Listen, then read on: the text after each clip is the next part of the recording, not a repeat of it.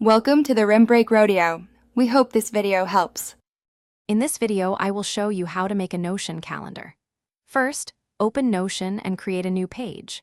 Choose the table database type, then immediately switch its view to calendar.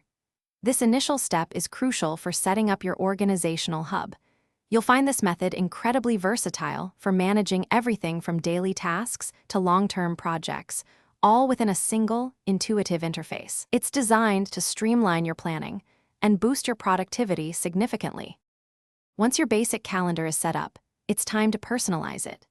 Notion offers several view options, including a traditional calendar, a board view for tasks, or a list view for detailed entries. You can easily switch between these to find what works best for you. Furthermore, adding custom properties like priority, due date, or assign to transforms your calendar into a powerful project management tool, allowing for highly detailed organization and tracking. Adding events to your Notion calendar is straightforward.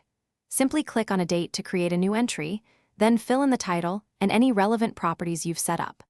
For more complex tasks or projects, you can link these calendar entries directly to other Notion pages, like project briefs or meeting notes. This integration ensures all related information is just one click away, providing a holistic view of your commitments and progress.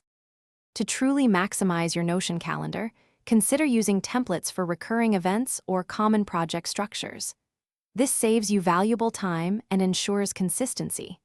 You can also integrate your calendar with other Notion databases, such as a task list or a client relationship manager. This allows for dynamic connections, like automatically updating a project status when a calendar event is marked complete, creating a highly efficient and interconnected workspace. Thanks for watching. Consider subscribing if we helped you.